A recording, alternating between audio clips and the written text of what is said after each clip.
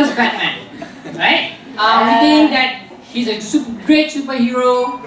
But one thing that we always forget, right? Who's Batman's biggest nemesis? It's the Joker, right? And if you're a fan of the comic book, and you ask, and there was a conversation between Batman and Joker, like, why is Joker so strong, right? Like, one of the reasons that he says that the reason why I'm strong is because you always come out stronger, right? Because it's always the mentality of a criminal that when you see that the law enforcers to be strong, they'll always try to come out stronger, and that is the kind of like harm that we think that we don't want in today's debate, and vigilantism will perpetuate those harms, and we think the side of the closing opposition don't want that to happen, right?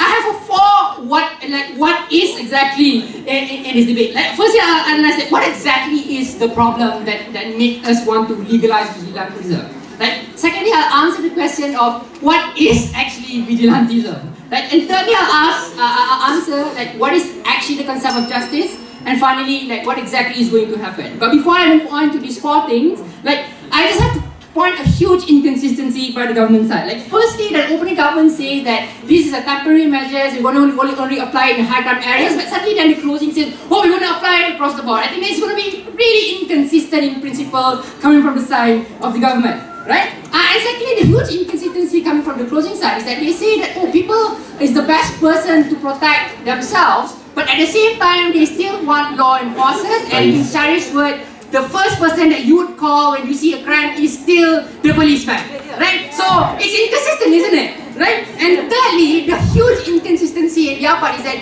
they claim to say that they want improvement in the police force, but none of them actually explain how the improvement is going to happen, right? I'll promise you in my in fact, Arman already argued that there will be a natural trend of improvement in police force if we were to go with ourselves. I haven't even started up yet. Let's go sit down. Right? Let's firstly analyze what exactly is the problem that they highlighted. Like, their first problem was corruption. It was a problem highlighted by opening. If your problem is corruption, even if it's not in a high crime rate area, like, corruption is still going to happen. Even if it's in a high crime rate area, right? Legalizing vigilantism, corruption is still going to happen, right? So I think that your problem is a problem-solution mismatch. If your problem is corruption, then fix the goddamn law and make sure that these people who are corrupt have been caught, isn't it? So I think that corruption is really just an imaginary problem that they highlighted. What was the second problem that was highlighted by closing? Oh, we have our policemen lack skills, we don't have enough people. But we have a lot of people to become vigilante, isn't it? So we can, like, you have a pool of people in vigilante. If you think that you don't have enough people, put them in the police force, and then you have enough people, isn't it? Right? So I don't think the problem of enough people is going to start. So I don't think really that is really a problem that they really want to highlight. Yes, open. Yes. Okay, because it's corrupted, people don't want to go into the police force, so they take matters into their own hands. Yeah, okay, but how are you going to solve the corruption in the first place? Even if it's vigilantism. I'll answer that, how are you going to improve it, right? Secondly, this is important. What is vigilantism? Like, in their own words, vigilantism are street justice, rukun tetangga, and patrol. Like, these are not vigilantes. Like, where do we draw a line that this person is a vigilante? Is when a person inflicts a harm on another individual.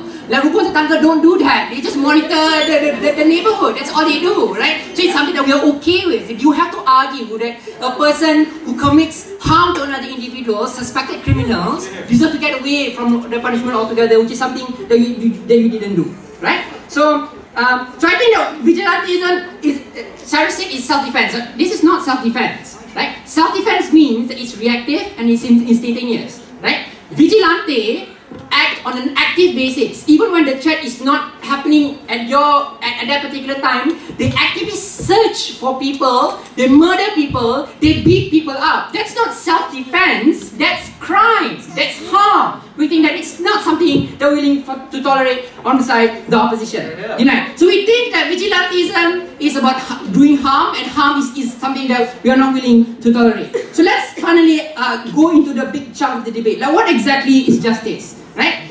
Their opening conceptions of justice is that it's all about protection. You just need to protect yourself. Like, but this is a blanket characterization. Like, it's inconsistent. If protection is your basis as to when you allow vigilantism, then why only allow it in high crime areas? Then why not allow it across the board? Right? So secondly, we think that justice shouldn't be arbitrary. This is what Arman said in an extension, right? Because you shouldn't allow individual to interpret justice on its own. You need a body that it can interpret justice in a just manner. And who is that body? Is the government. And who in fact carries out that enforcement by the government is law enforcers, is policemen. So we think that the best person to become the arbitrary of justice is actually the government or the law enforcers. Why? Because number one, that these people can define restraint, right? They know to act reactively, properly, and proportionally to the criminals, right? Vigilante doesn't practice restraint. They beat people up. They murder people who commit theft. Right, so it's not proportionate. That's why we think that we should always allow the monopoly of violence to the government and not to a specific individual. Right? And thirdly, what is our conception of justice? Is it always have to be equal across the board. This is what I'll tackle head on. Even in high crime rate areas, why we don't tolerate vigilantism is because that you're allowing the interpretation of justice to be context specific. And it is wrong, because justice has to be applied equally across the board, right? So we think that we apply the context to it, and it's no longer just, right? So let's finally analyze the final question, like what exactly is going to happen, right? It's going to be chaos, an extension being provided by Arman, which wasn't really dealt with them. This is because now law enforcers can't differentiate who are the right people and who are the wrong people, because you're mixed the pool up together, like some vigilantes, like some criminals. Like how are the law enforcers going to carry out their work properly? How is going to be improvement is that when you don't allow vigilantism, that now law enforcers can improve themselves, because the kind of criminals that are catching now aren't actual people who do crime, not vigilantes. And that's how you improve the law enforcers. Answering your problem. Like if you really want to improve law enforcers, you don't allow vigilantes, because it gives legitimacy for people to push law enforcers that you need to really fix this. It's because you are the one who have to protect us and you're not doing a good job. When you allow vigilante to exist, like people can just shift the responsibility to other people, and the improvement in the police force is not going to happen. Like so at the end of the day, that I think that our side propagate the concept of justice the best, and we think that our side improves the police force the most,